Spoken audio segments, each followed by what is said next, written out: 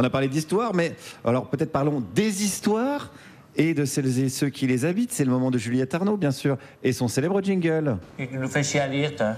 C'est pas marqué dans les livres. Et que nous fais chier à lire tout le temps. Plus important à vivre. Juliette Arnaud. En avant les histoires.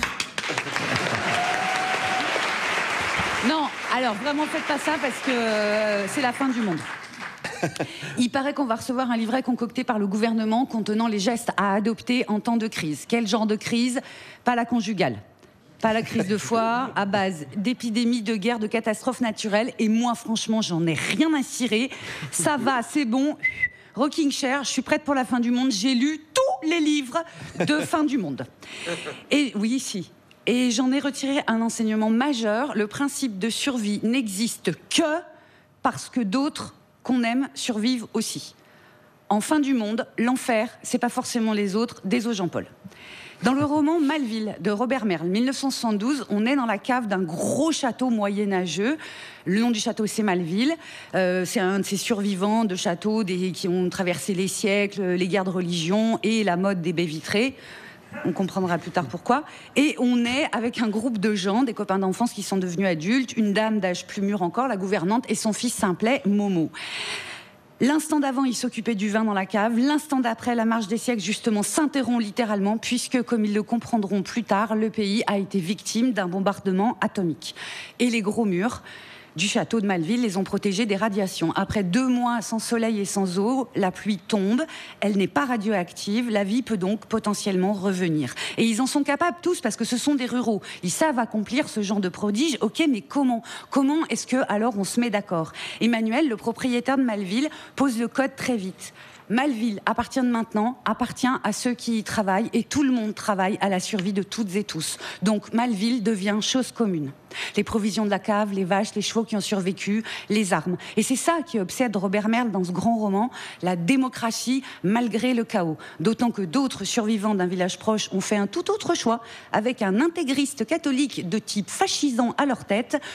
Petite note aux producteurs de nos jours, ne pas en faire une mini-série serait décevant.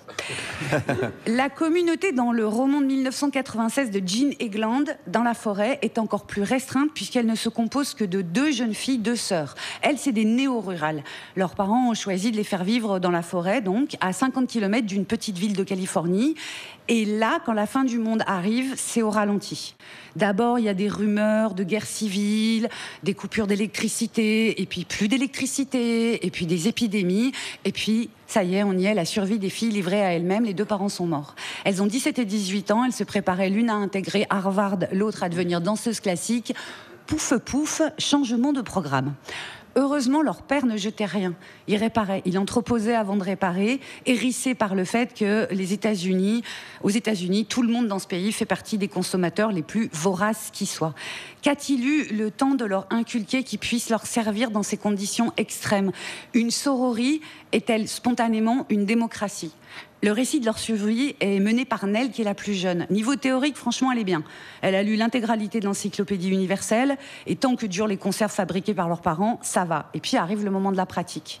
Parce que comme dans Malville, la question de l'agriculture se pose, de ce que contient la forêt, des plantes, des animaux, des pillards, et la question du viol se pose aussi.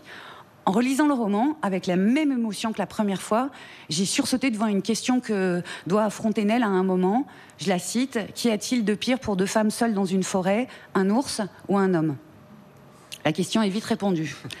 Quant à moi, je suis tellement prête pour la fin du monde que mon épitaphe sera « I will survive, certes, mais avec mes sœurs. » Juliette Arnaud. Merci Juliette. Qu'on peut retrouver en podcast sur toutes les applications, ainsi que l'émission en entier.